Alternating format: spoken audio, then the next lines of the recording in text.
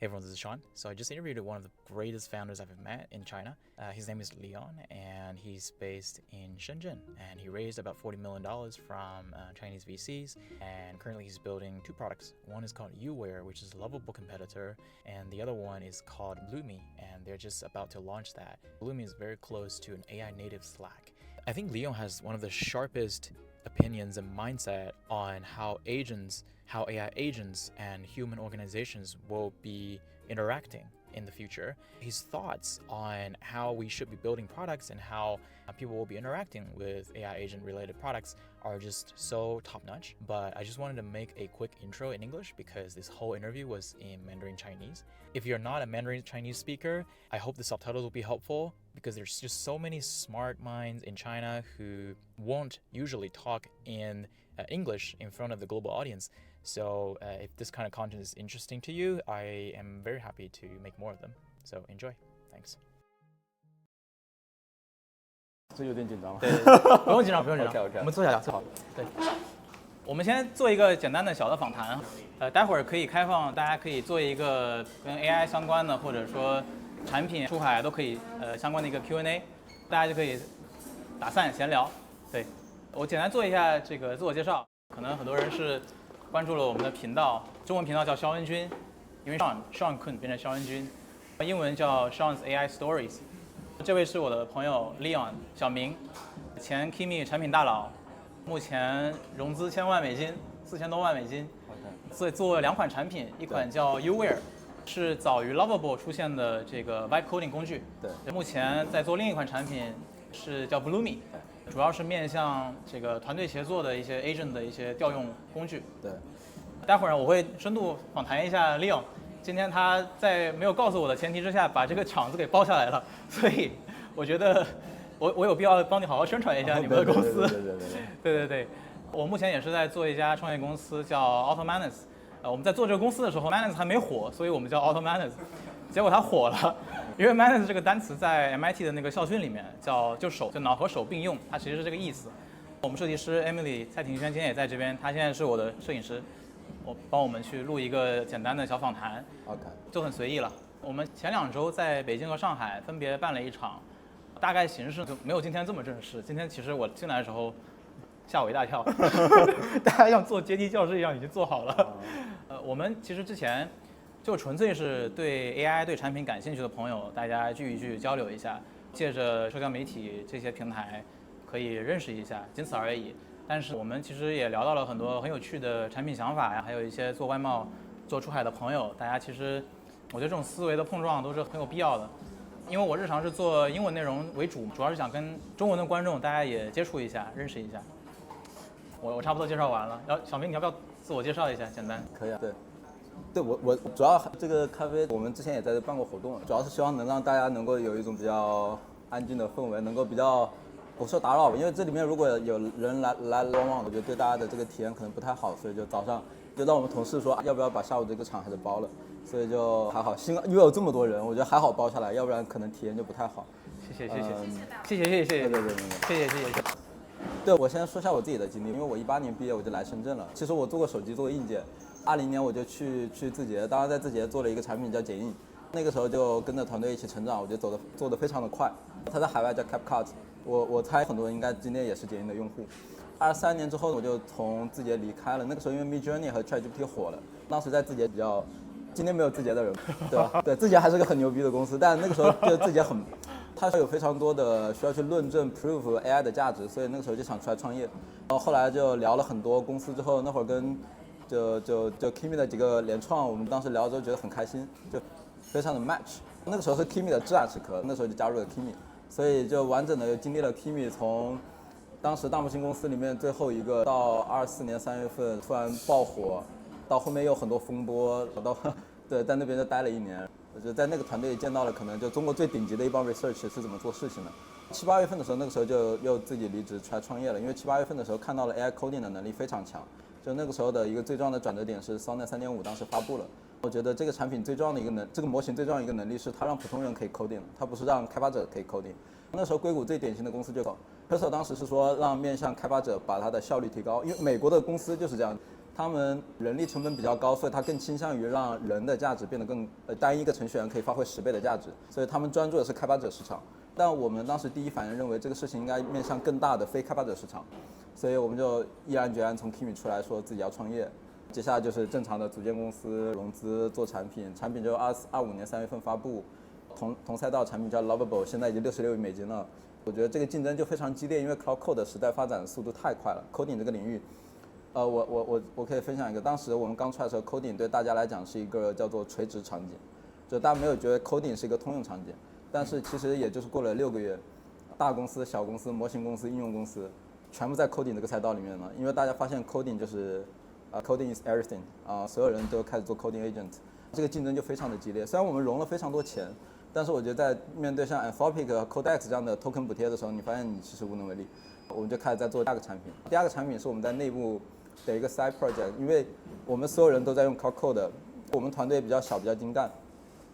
就会遇到一个问题，大家互相去分享 skill， 就会遇到一个问题是它依赖于对方有一些 API key， 依赖于对方有 Cloud Code。我们就做了一个 agent 的 shell， 自然而然的就会变成了一个人和 agent 在一起协作的一个 group。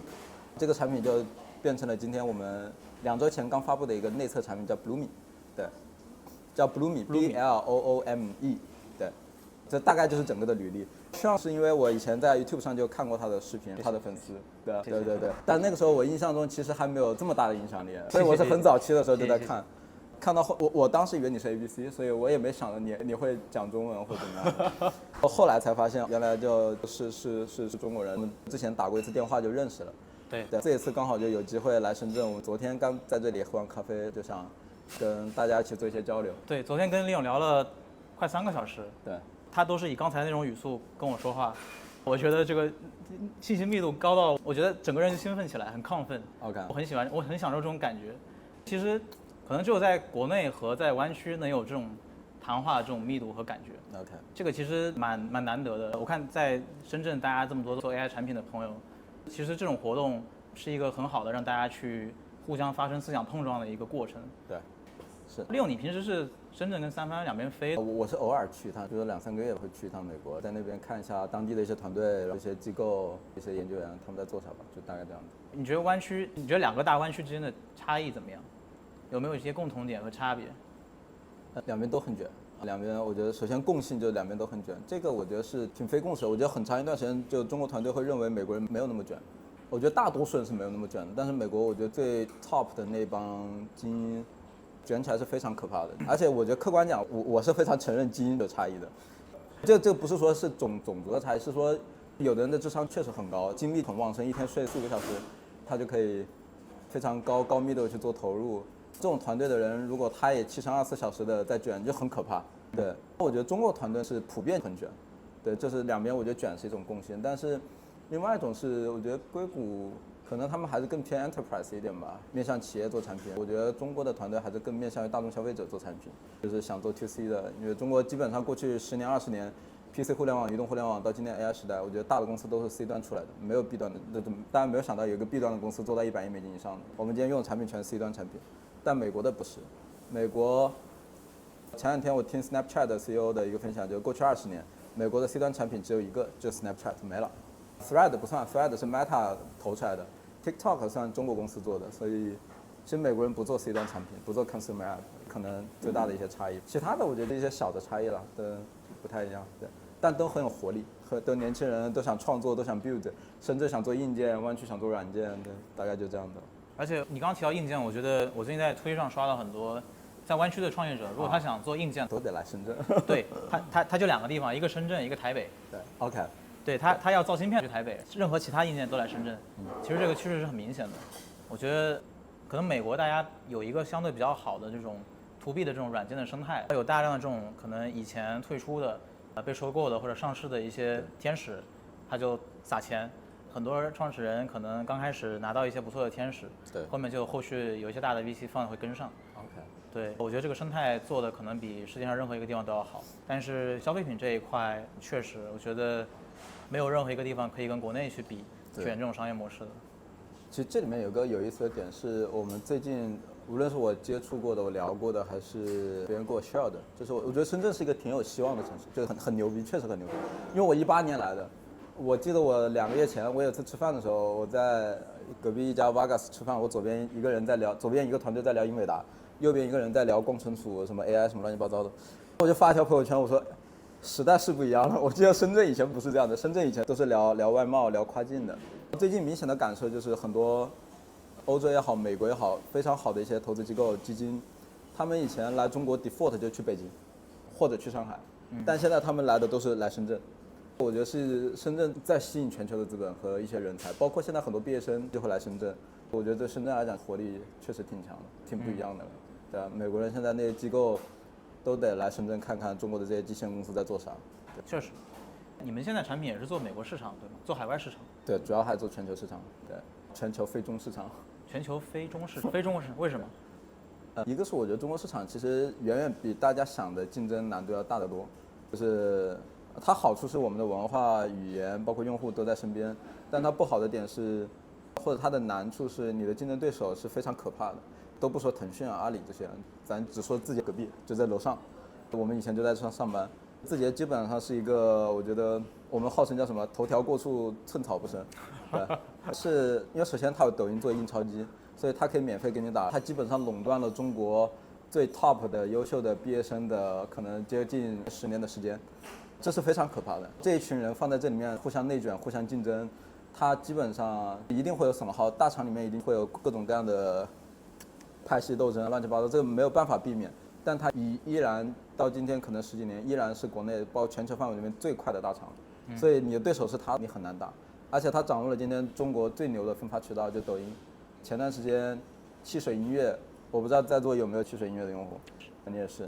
昨天我们跟你说，汽水音乐前段时间应该是超过 QQ 音乐，成为中国这个用户量最大的音乐产品了。就 QQ 音乐当时反超网易是什么？是通过签约周杰伦，当时专辑一发，所以 QQ 音乐就反超了。腾讯音乐它自己有三大音乐的版权，其实对于字节来讲是很难反超的，因为它没有版权音乐，但它就是通过抖音的流量分发，然后不断的洗这种抖音的热歌，洗成了中国今天 top 的一个音乐产品。这背后反映的是它的分发能力实在是太强了。就在中国你要跟这样的公司 PK， 我举个例子 ，Kimi 当时砸钱砸得最狠的时候，在抖音上是砸不出去的，抖音不让你投 Kimi 的广告，就你只要发带 Kimi 的词，你的视频就自建了。就这么简单，所以当时 Kimi 还有一个团队，当时专门在想说，怎么在视频里隐藏着绕一绕，把这个 Kimi 带出来，但抖音是 ban 你的，所以当时拿小红书的，可能当时很重要一个优势就是小红书可以投 Kimi， 中国的竞争就是这样子，但美国我觉得就不太会有这样的问题，美国我觉得对于小的创业公司来讲还是非常友好的。另外就刚才 Sean 讲的，比如说在美国5亿美金、10亿美金这样的公司，可能真的对于 Google、英伟达、Meta， 可能他们真的随便买。就首先整个流动资金多，然后另外一个他们都是上市公司，本来利润就很不错，所以他们也鼓励创新，就会形成一个很好的创新的氛围。但国内可能这种退出渠道就会弱一点的。反而因为它的流动资金多，所以他们的消费习惯好，愿意为软件付费，所以我们做海外市场就会非常起商业化收入，我觉得会非常快一点。对，大概是这样。我昨天跟利用开玩笑说，我说你应该去全球巡演。就跟我们这个办这样的活动一样，在深圳。今天有些小伙伴是既去了北京场，又来深圳场，还有既去了上海场， 也来了深圳场。OK， 太强了。我觉得你可以做一个伦敦你们产品的推广。我没有你这样影响力。不是在湾区再做一个。OK， 会定期在那边存在即合理，慢慢的就会聚集起你的观众群体和用户群体。了解，我要迈出那一步。我也想。是。哎，我刚刚其实想问你，你刚刚其实提到一个很有意思的事情，就是字节系的产品，它本身具有很强的分发渠道，同时又具备很强的造工具的能力。对，所以其实创业者是处于一个弱势状态的，面对字节的时候。但其实现在很多，特别是硅谷的公司，他们在海外，据我观察，就不管他是做 to C 的还是做 to B 的，他都会去做 TikTok 这个事情。当然，也有一部分原因是年轻的观众都在 TikTok 上。对。但我感觉好像海外的字节，就是 TikTok 并没有做国内抖音在做的事情，就把这个，因为我看到了 Kimi 的广告在 TikTok 上，没什么问题。对，一个是我觉得在海外确实 TT 肯定面临监管就不一样，细节我就不太清楚了，具体怎么样。另外一个是海外的竞争策略也不允许你干这样的事情。对，而且实话讲 ，Kimi 比如说 Kimi 在 TikTok 投广告，那很开心，因为海外的广告渠道 Meta、Instagram、YouTube 都一定是比 TT 的效率高太多的一个渠道，你愿意在 TT 上投已经很开心了，TT 团队应该很开心。对，为什么效率高？我们昨天聊过，但你可以再分享一下。对，这个是我之前跟 TT 团队的，反正就是他以前的产品的负责人的一个同学聊过，因为我当时有跟他深度的讨论过广告这个模式，就是商业模式其实今天来看就那么些，比如说订阅是一种模式 ，SaaS 是一种模式，按 seat 收费，广告是一种模式。目前来看，几家印钞机级别的公司，像 Google、Meta 基本都是广告模式，像字节。我就说广告这个模式成立的前提是什么？而我自己脑海里有几个前提，第一个前提是你的用户量要足够大。这也是为什么今天，比如说抖音今天在中国的日活7亿，所以它有一个前提条件，就是你的用户量大，你才能够把你的广告推给更多的人。这第一个前提，抖音是做到了 ，TT 也做到了。第二件事情叫做你的用户时长足够长，就是你的用户时长足够长的意思就是说，比如说抖音今天在中国是一天人均的平均时长，是平均时长，不是峰值时长，平均时长应该是1个多小时了。超过1个多小时就意味着，当时有个量化数据，可能中国人每天在抖音上，你可能不自觉就会刷掉100个短视频，这100个短视频里面有30条是广告，可能你都没有意识到。你想它有多赚钱？这里面30条广告，它是非常精准的投放给你的，它非常清楚你在哪，你的兴趣爱好是什么，你可能需要什么东西，所以这会引出来，刚才说了用户规模、用户时长，这会引出来第3个非常重要的点，叫做用户隐私，它要能够对这个用户去做建模。这个引擎就能够理解说 ，OK， 什么样的广告对他来讲转化率很高。但 TikTok 在美国其实这件事情做得不好，因为当年 TT 在美国准备要做广告这件事情的时候，苹果，我猜大家应该能知道，今天苹果手机上打开一些 App， 它会告诉你不允许跟踪，某些 App 它会告诉你不允许跟踪这个设备信息，这个事情基本上就拦掉了今天很多互联网产品去获取用户数据、用户隐私的渠道。OpenAI 的变现效率是绝对不可能超过他们俩的，但这也是为什么 OpenAI 一定要做硬件的原因，因为他们可能就是要 bet 说 ，OK， 我一定要有一个新的设备出现，有新的 context，Google 和 Meta 拿不到，然后只有 OpenAI 能拿到，而且它基于 GPT， 基于它的模型，能够做更精准的推荐，它的广告效率才会超过这2家，你才会赢，要不然大家就不会在这里面买广告。对，大概就这样一个逻辑。太酷了。对。你平时是怎么获得信息的？你为什么知道这么多？我比较喜欢。我一般是自己想东西会多一点，但因为确实我是个 I 人，我觉得你们应该能看出来我是个 I 人，就我说话还是蛮，就在这种场合里说话，我觉得还是蛮，我能接受，但是会有点就不自如。我一般会有一些 research 或者一些人会找我聊，我不会拒绝，我什么人都会聊，比如说研究员我会聊，产品经理我会聊，投资人我会聊，创始人我也会聊，可能大家觉得老登的人我也会聊，硬件也会，反正我都会聊。聊完之后，我也可能会有自己的想法，因为别人跟我聊，我确实也会给他一些建议，所以它形成了一个正循环。大家需要一些建议的时候，可能就会找我聊一聊，我 OK， 我就会获取到他遇到的那个问题的信息，再贡献一些我自己的建议，自己再去琢磨，就会形成一个这样的循环。对我来讲会是一个更舒服的方式。对。太酷了。对，所以大家有什么问题也可以随便问了。就我需要就chill一点，就坐在这里的时候我就觉得很紧张。我们要不开放？可以随便问，随便问。对。大家有没有一些问题想要讨论交流的？刚刚他的问题是你的问题，即使他下载下来隐私数据 Meta， 他其实也不应该在监管情况下不应该去用它，不被允许使用它。不要相信它不能用，不要相信它不能用。对，只是我觉得是用的尺度的问题。我觉得其实加州湾区是会有一种文化，你先做，后面做 fake it。对你做大之前，没有人会找你麻烦。对。但你做大了之后，你反正融到钱了，你可以雇一个很强的律师团队帮你解决这个问题。对 ，Google 当年就这样。Eric 去 Google 的时候，当时就是帮他擦这些屁股。对。Anthropic 也是吧？当时我记得很多作家在起诉他们。对。其实后面这个事情在我们看来是不了了之了，其实后面可能发生了很多我们不知道的事情，都解决了。C-Dance 也是。C-Dance 春节发布的时候，他当时不是布拉德皮特都直接可以生成吗？对。迪士尼的广告，迪士尼的律师他们说已经对成一座山了已经。但你看今天照样，今天反而是迪士尼跟 OpenAI Sora 解约，跟字节签约。对。你的问题是利用怎么看待在未来人和 agent 之间的协作方式？AI 原生的协作方式，以及组织和 agent 的协作方式。对，我们昨天晚上我跟我们团队2个技术在重新设计 Bloome 的一些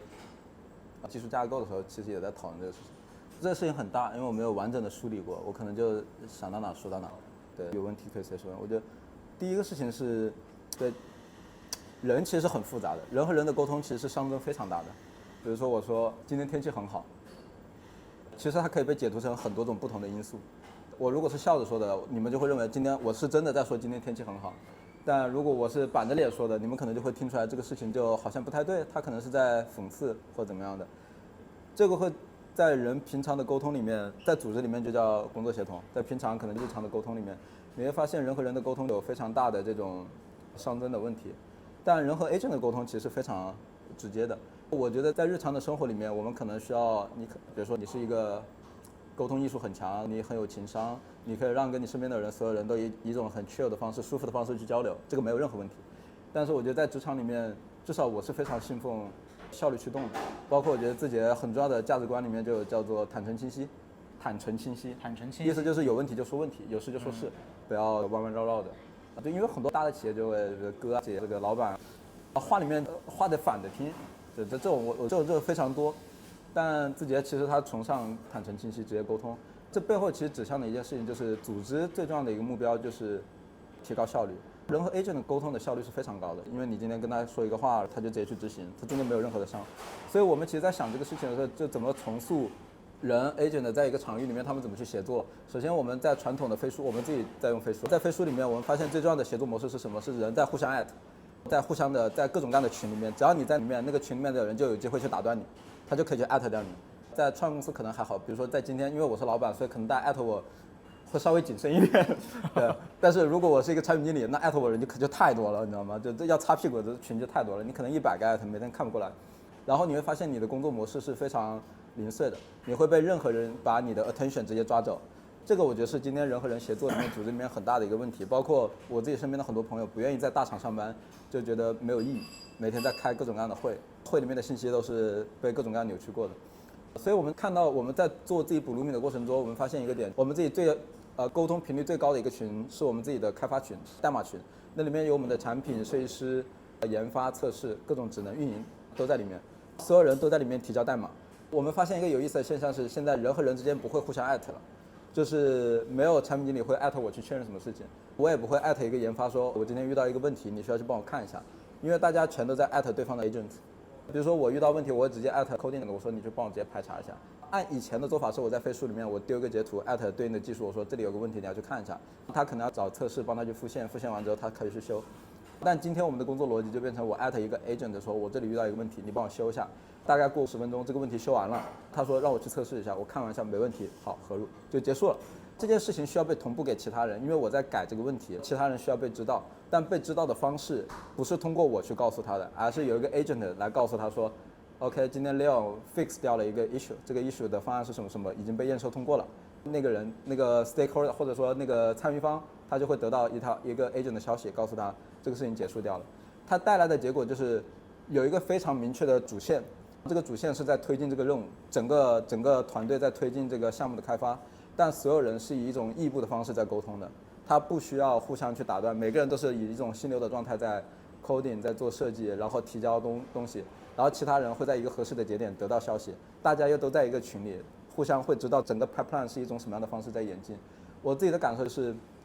我没有测量过，或者我没有想到用什么样的方式，这是我接下来会去做一个事情。我没有想到用一个什么样的方式，数据去衡量出来，它对于一个团队的开发效率的提升，但我自己体感上至少是5倍以上，就是它省掉了非常多流程。我们以前做 YouWare 内测的时候，比如说我在国内是微信的内测群，在海外是 Discord 内测群，我这2个群里面都需要有2个实习生是做用户运营的，他们专门在里面跟用户沟通，收集用户的一些反馈，把这个反馈再带到团队里面来 ，QA 团队、测试团队去复现，复现之后把这个 bug 再交给研发，研发去修复，修复完之后上线。但今天我们所有的内测群全部在我们的 Bloome 的平台上，一个 agent 会直接在这个平台上参与到所有的讨论里，他看到用户有一个反馈，他会直接跟这个用户说 OK 这个收到了，然后团队的 agent 就会直接去把这个问题排查出来修复掉，然后修复完成之后 agent 就会告诉这个用户这个问题已经解决掉了，就没有中间那么多流程了，速度会变得非常的快。对，人的工作体验会，我自己的工作体验变好了很多，我们团队里面的其他同学也明显感觉到他不需要被打断这件事情就已经很幸福了，对对，大概是这样子。对，这里面有一个很核心的点，我说完所有的这里面最核心的一个哲学是我们做 Bloome Day One 就把 agent 当人去看了。这里面可以讲一个细节，就是说应该很多人用过 OpenClaw，当然前段时间用 OpenClaw 很多，现在可能爱马仕、CapCut 大家都用，但这 agent 有个最重要的一个问题是说，他只认识你，他还是一个 tool， 他只有一个 owner， 他的 owner 比如说是 Leo 是 Sean， 他只认识他一个人。但如果你要把他当一个人去设计，他在一个网络里面，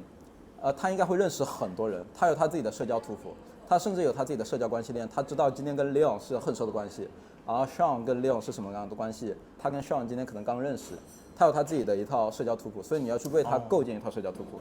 而且他的生活也在发生变化，因为这个 agent 在群里面每天都有人艾特他做什么事情，修复什么问题，他的 memory 一直在变，他的 memory 不来自于他的 owner， 它来自于他整个的社交关系。这里面从哲学去想，就是马克思有句话叫人是社会关系的总和，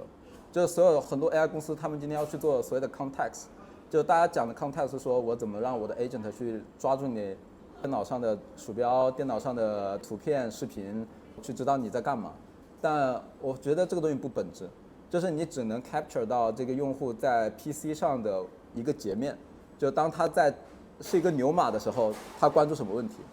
但是人是社会关系的总和。今天我跟 Sean 讲话的时候是一种风格，我跟家人讲话是另外一种风格，我跟我的同事讲话可能又是另外一种风格。它跟 agent 是一样的。如果你要获取一个人完整的 context， 它是由他的整个社会关系组成的。今天 agent 也是一样，你要去为他构建这样的东西，但它本质就是你要把它当一个人去设计。这个就涉及到整个 agent infra 怎么去重构了，对不对？你刚说这给我一个启发，组织在只有人的时候它是没有记忆的，但是当有了 agent 之后，它 context， 特别是跟不同的人的社会关系是可以记录下来的。对，我们在做产品的时候也有采访过很多那种做传统行业的企业，对，他们比如说招聘一些销售啊什么的 ，OK， 销售他可能就溜了，中间走了，他把自己的笔记本就带走了，还有他的一些客户关系啊、社会关系，他并不一定会通过电子的方式存留下来。对。但是这是为什么很多传统公司会想要让员工用 CRM 的一个原因。OK，Salesforce， 就是员工是不想用 CRM 的， OK， 但老板希望有一个东西来记录它。那其实如果说有一个 agent 能实时去跟踪这个，比如说过去这个销售他接过的所有的单子，对，跟接触过的所有的同事，他一旦走了，其实这个 offboarding、onboarding 是很顺的。对，你让我想起来，之前在谷歌的时候有那种很成熟的团队，像 YouTube 就很成熟。对。还有一些是比较小一点的 API， 一些小的那种 to B 的小 API 团队，它就很不成熟。OK， 它可能比如说有新的员工进来了，就是很懵逼。谷歌内部反正有一个说法，就是你要真正的了解你这个团队要6个月时间。OK， 但其实这个东西其实本质上它里面有很多内容是被浪费掉的。是的。你找不到那个对的人告诉你过去发生了什么。对。所以很容易出现一个新员工，他进入这个团队，他可能在一个大会上发表一个言论，然后发现这个大佬们都不理他。可能因为这个问题在很久以前大家都讨论过了，不可行。那其实这个 context 是没有人会通过笔记的方式记录下来的。是的。我觉得其实刚刚你问的那个问题很好，组织跟 agent 之间的一个关系，可能会是一个长期记忆的一个问题。怎么构建 agent 和组织 infra 协作的关系？这是个好问题，因为我们昨天晚上才刚好在讨论这个问题。我觉得照我今天没有看到有人在做，它其实比较复杂。我们自己昨天思考的一个结论是说，如果你把 agent 当人来讲，其实对于一个组织来说，其实就是权限管理，它跟你管理一个员工的权限是一样的。比如说今天在飞书里面，你的后台里面可能会有 admin、dev、开发者、运营、测试，不同的人他的权限就是不一样的。如果你把 agent 当人来讲，其实就会有这样的权限。但 agent 又分2类，就是 agent 的从属关系里面有一类是属于 owner 的。比如说举个例子，今天所有的新员工入职字节或者入职任何一家互联网大厂，你首先会拿到一台电脑，可能未来你可能大概率会再给你配一个 agent， 这个 agent 权限跟你的权限应该大概率是匹配的。这我的设想里面它大概是匹配的。但还有一类 agent， 比如说当你进到公司里面你要去 onboarding 的时候，以前的 onboarding 可能是个 HR 加一个 mentor 来 onboarding 你，可能现在你打开你的电脑的时候，你的第一个机器人，这个就属于公司的资产，它不属于任何一个 owner， 它有公开权限。那这里面它可能访问的一些数据库，所以你需要给它配的是另外一种权限。那这样你就会发现说 ，OK， 人是一个权限系统，有一部分 agent 跟这个所属人的权限系统是匹配的。还有另外一类 agent， 它是属于公司的，它的 owner 不是这个个人，是这个公司。那这样的话，它的权限会被 by task 去定义。如果它是一个 landing 的，它是个 HR 用的，还是一个 marketing 用的，它每个权限就不太一样。本质上的权限是获取数据的权限，它倒不是说，我觉得它能用什么模型，这个权限倒不是什么太关键的问题。我觉得对企业来讲，最重要的是说，每个公司其实都是一个 file system， 就是你有大量的文件，不同的组织都是一个对应的一个又一个的文件夹。今天你其实就是赋予一个 agent， 它哪个文件夹能访问，哪个文件夹不能访问，本质上就是这个。所以实际上就做数据管理的权限设计就好了。这个我觉得很难被 day one 就说我有，因为它完整的体系就定下来很难。它可能是在不同的摸索的过程中，因为 AI native 的组织长啥样大家也不知道，可能就没有产品经理和设计师了。那你的文件夹的划分可能以前20个可能就变成3个，甚至只有1个文件夹了。对，我们反正现在是这么想这个事情的。对。刚刚这边有个问题，可以。OK。问题是怎么做外贸出海的这种，是销售类的还是什么？服务独立站卖家做外贸出海怎么起步做增长、做营销这一块。我觉得首先看你的用户是在哪里，平常用什么样的产品。我觉得 AI 本质上，你如果想要对这个企业起到帮助的，首先要想的是怎么在它既有的流程之上帮助到它，而不是让它改变一个工作方式。那如果他已经在用像 Shopify 什么 Shopee 这些工具，或者说自己用一个什么独立站的工具去搭好了，那你在它这个基础之上，看能不能去辅助它，增加一些提高效率的东西。我觉得这个是可能第一步，就是验证你这个想法到底能否帮到他，一定是从痛点出发的，以及他现有的工作流出发的。我觉得营销的，我昨天跟利勇聊，就目前太多那种 Instagram、TikTok 上出海的，可能有一个工厂有点商品，有些可能就做的蛮奇葩的，甚至有一些发癫的一些内容发出来，会吸引到一些对中国的企业可能好奇或者猎奇的一些海外观众，他可能通过这个方式先营销出去了，那个里面的可能0.1%会真的成为买家。这个其实是很多现在国内出海公司在做的事情，就是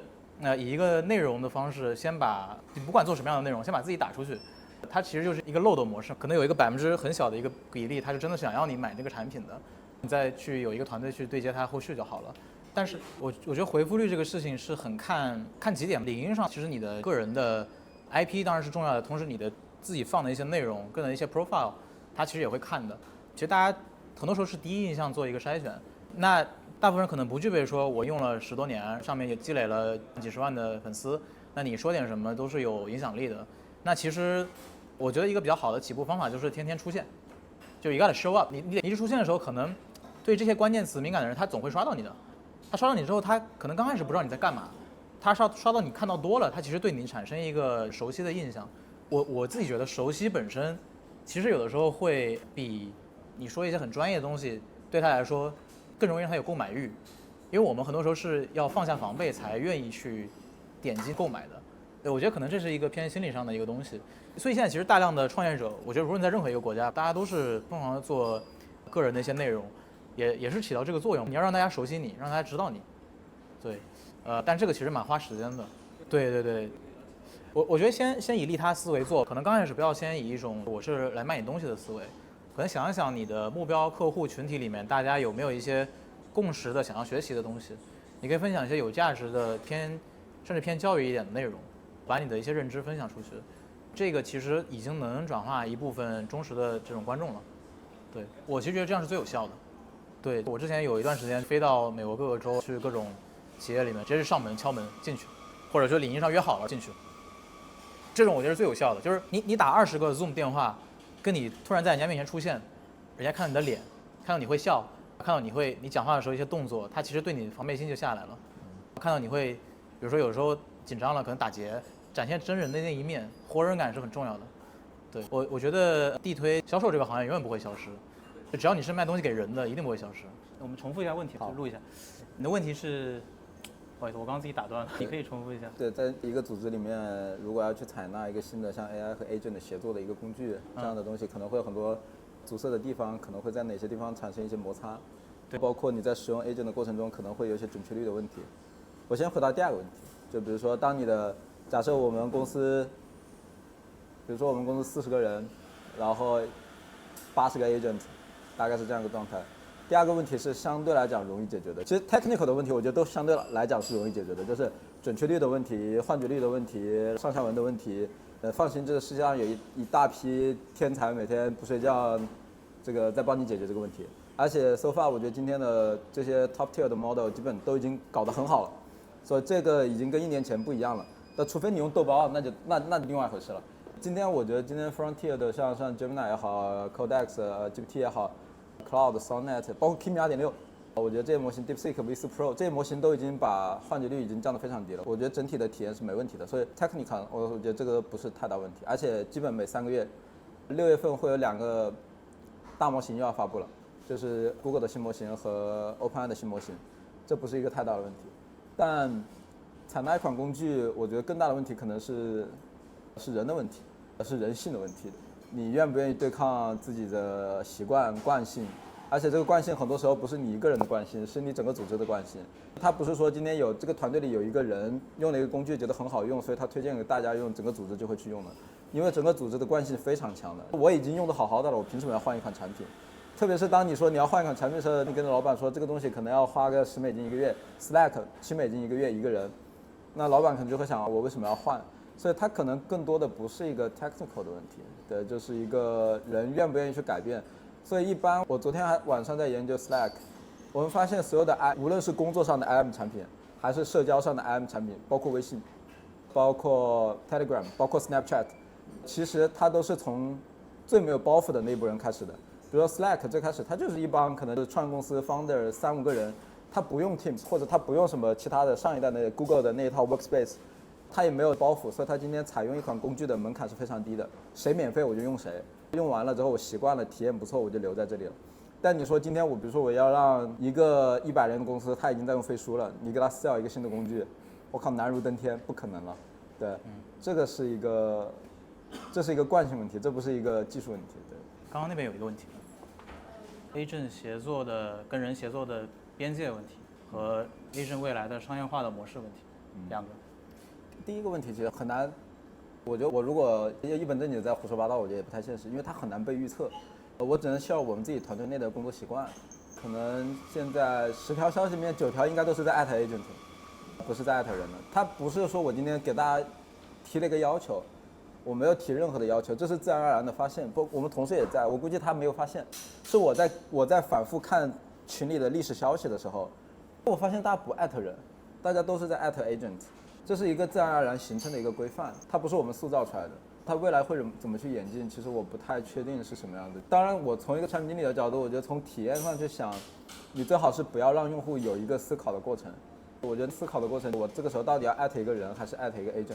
这个体验本身就很，要不然你每天要大量的做2选1的决策，我觉得这个非常消耗你的心力。最好就是默认 default 你在艾特一个 agent 去帮你判断这个消息需要传递给谁，这是最好的。简单讲，比如说像 CEO 一般。这种公司的 CEO 不是说创业公司的 CEO， 像 CEO 一般有个助理，那他基本上他只需要跟他的助理对话就好了，他的助理会帮他把这些消息投递到对应的人、团队 leader 手上，那他其实他不需要去在这件事情上分散他的注意力。我觉得未来大多数时候你都是跟你的 agent 对话，比如说我需要通知某个人某个事情，他直接去跟那个人 book 一个日历，然后就结束掉了，这是第一个事情。对，第二个事情是商业化的事情，我觉得这是个很本质的问题。这也是可能大家今天在讨论说 AI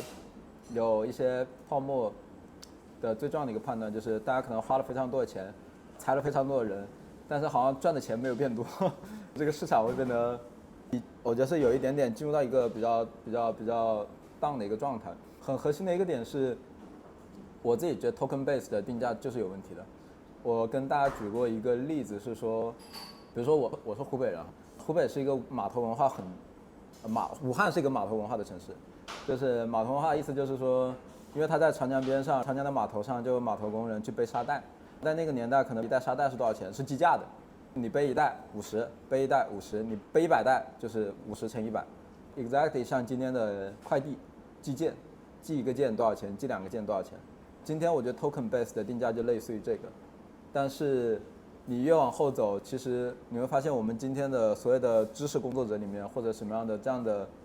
大多数的白领经济里面，其实很多时候你是不能基于工时定价的。基于工时定价就非常可怕了。就比如说我今天招一个设计师，这个设计师一天工作8小时，我按时薪给他付，但实际上我们发现不是这样的，因为这是一个假设，这是一个天才设计师，这是一个刚毕业的设计师，他们俩的创造力、想象力是完全在不同的 level 上。虽然他们同时工作了8个小时。但实际上创造的价值是不一样的。就同样的道理，比如说我今天拿 GPT 5.5，我问的是西红柿炒鸡蛋怎么炒，他消耗了1 million 的 token 给我写了篇 deep research。同时，陶哲轩问了他这个黎曼猜想应该怎么做，他帮你证明，写了一堆微积分公式，也是1 million token。从 token 本身的价值上，从消耗能源的角度上，他们是一样的，但他们的价值创造的生产力的价值是完全不一样的。所以它理论上一定要基于结果去定价的，这个结果又是跟行业、跟人群、跟稀缺性、跟各种各样的供需关系是绑定的，这个是我自己觉得非常看好的一个商业模式，而且这个必然出现。如果大家都是基于 token 定价，没有人能挣到钱。Topic 今天也挣不到钱，对，其实平台的价值就会在这里面出现。比如说我们举个身边最大的例子，比如淘宝，淘宝的价值是什么？是说在很长一段时间，淘宝第一代就 PC 那个时候的淘宝最重要的一个价值是，你买一个货，这个货寄给你。但你的钱其实没有直接付给那个卖家，你确认收货了，这个钱才会打给那个卖家。今天 exactly 支付宝也是这么干的。所以未来如果你有一个平台，假设 agent 本身就是一个劳动力，那你在这里面去 hire 一个 agent， 然后他去跟你交付一个结果，比如说你要做一个分析报告，他交付给你的一个麦肯锡级别的分析报告，这个就是麦肯锡提供的一个 agent。那中间平台是需要去提供这个 trust 的。我觉得到 AI 时代 trust 非常重要，就是因为今天 AI 不承担任何的结果。这个 AI 前段时间抖音上很多那种热梗，就是什么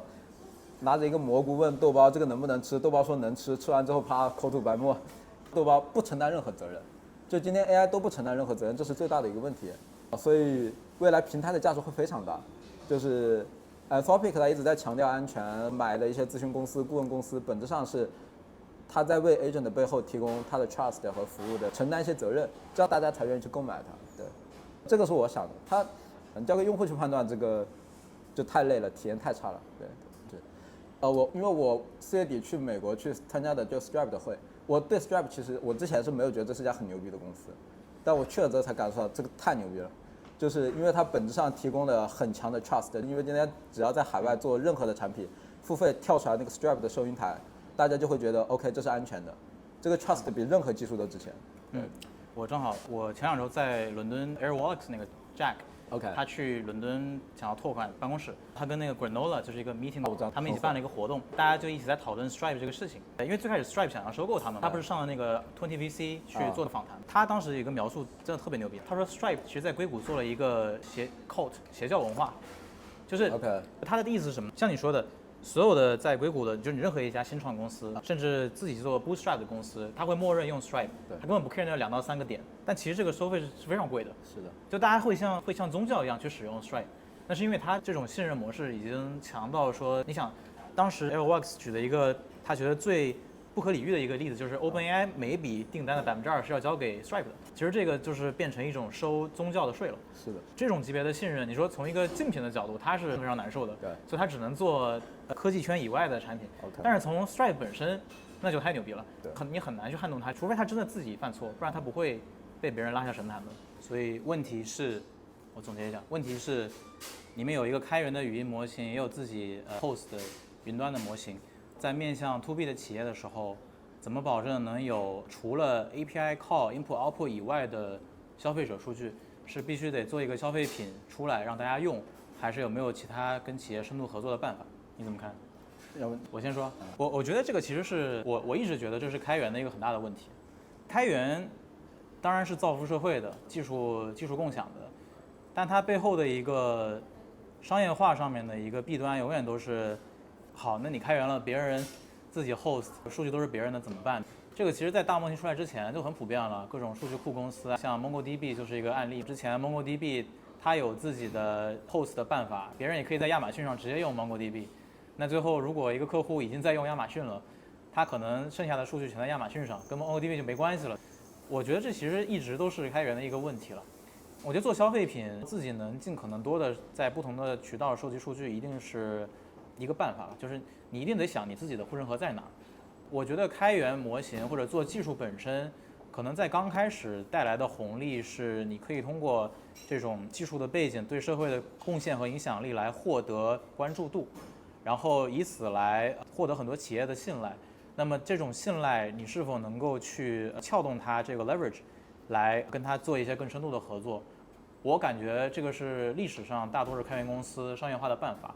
就是这种。它其实背后是有一个信任的背书在全社会帮你支撑着的，你再去跟企业合作。那我不太知道跟这种巨型公司合作是不是就挺弱势的，是不是一个无解的事情？当然我也见过一些团队，可能刚开始是做开源的工具，做一些 infra framework 的东西，最后大公司可能世界500强买它的工具，最后就被这个公司收购了，就变成一个人才收购了，这种也存在。但我觉得本质上就是一个商业化的问题，你到底怎么去在API 的这种输入输出以外，更多的获取数据来保证自己的护城河不会被大公司来亲自干这个事情给干掉。本质逻辑是这样的，我可能没有特别好的解答。有，我觉得挺好的。所以我觉得刚第一个问题我觉得很有意思，你说这个对于一个创业公司来讲，最重要的资产是什么？我觉得比如说从我视角，我听你讲完之后，我觉得你公司最重要的资产不是那个模型啊，还是你。我一直有一个理念，我觉得一个创业公司最重要的资产就是他最开始那几个人就是最重要的资产。第二件事情是，我觉得本质上是说，你今天是一个端侧模型去服务华为这样的一家大的公司，可能会遇到一些问题。如果你是最重要的一个资产，所以一定要依赖于你把这个事情想清楚你要什么。如果你要的是，因为确实每家公司的状态会不太一样对这个我就没有 context。比如说我举例子，好，如果这家公司已经生死存亡了，今天我需要签一单，这一单可能就是100万，能够让这个公司再活3到6个月，那 OK， 那我可能就得为他做这个事情，那没有什么别的办法，得做，这是一种场景。另外一个是说，其实 OK 这家公司的现金流状态是正常的一家状态，只是说我今天有一个机会是说我去给华为提供一个端侧的模型，你要什么？如果你要的是一个 B 端的一个超大 B 的一个 branding， 就是说 OK 我今天对外讲我今天是华为的端侧模型的供应商，那你的商业模式就是另外一回事，就取决于你要什么了。这个要的就不是说这一笔订单带来的那个交易额，而是说我获得了一个很好的 PR 的 branding， 我对外给其他所有的公司讲是华为用的是我的模型，那你的利润其实来自于其他的公司，你不来自于数据，你可以不要任何数据，因为你只要能serve到100家小的公司，你同样可以活得很好。第三个事情是，如果你最终的梦想其实还是想说我要去构建一个更超大规模的 C 端产品，那就是另外一回事。那你可能就得像今天的，我觉得典型的公司就是比亚迪，垂直整合，模型是我的，产品是我的，用户分发渠道全是我的，这样我就能做一体化，我就能做数据、做体验、做模型，各方面的全部我干。这是另外一个事情，这取决于你要什么，这个我觉得是非常重要的。另外一个事情是，我觉得我自己反正也创业1年半，我会有时候发现我自己也会有这个毛病，身边的创业者也会有一些这样的毛病。这个是我在和快手的 CEO 速华，他退休了，他有一次想跟我们聊一下我们公司的产品的时候，我当时就聊到了护城河这个事情。他就觉得有时候我们会 overthinking 一件事情，叫做创业公司在 day one 就要想清楚自己的护城河，就要想清楚自己5年后谷歌来做、字节来做、Meta 来做的时候你怎么活下来。他当时第一反应是你想太多了，你先得有个城池，你的护城河才有意义，不是 day one 就在挖护城河，你没有成这个护城河是没有任何意义的。他说不要去看太多的事后的回溯，说字节 day one 想清楚了推荐，字节 day one 怎么可能就想清楚了？推荐都不是字节想到的，而是当时已经有很多家公司在做了，一鸣开始找人来做，慢慢的学习研究，发现这个事情 OK， 而且很妙的就是当时一鸣就找了速华，然后速华觉得一鸣对字节的对推荐的理解太差了，速华去了快手，就是小道消息，这是另外一个八卦了，但它不是我们今天看到的历史上或者说所有的商业史上写的，今天这个人天纵奇才，在20年前看明白了这个我操推荐就最牛逼的，就这么干出来的，不是这么干出来的，它是一个劲的。他们的场景是什么？是一鸣背着个小背包参加了百度凤巢大会，看到了做推荐的人，把这个人找着他聊了一下，给他推荐了一个人叫向亮，向亮写本书叫《推荐系统实践》，这是一系列的故事，他不断的在这里面曲曲折折，后来发现 OK 这是一条对的路，走出来的。我觉得不需要太担心说，如果你今天这个模型能卖给华为，我就已经挺好了。我马上告诉全世界，华为用的就是我的模型，这个已经很赚钱了，非常牛逼，对，不用太担心。